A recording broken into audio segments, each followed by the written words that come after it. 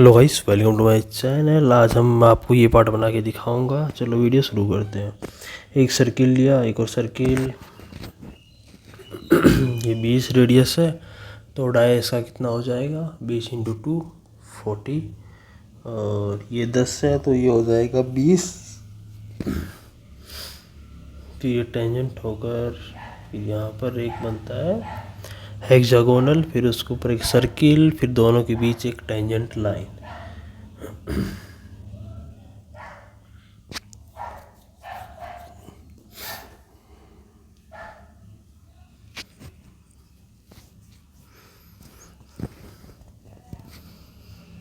इसकी डिस्टेंस दे दी।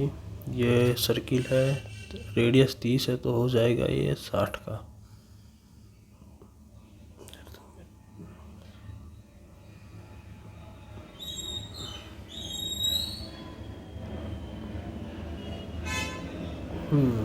ये 100 ओम डिस्टेंस है इसकी। 100 ओम डिस्टेंस और रेडियस है 60 का।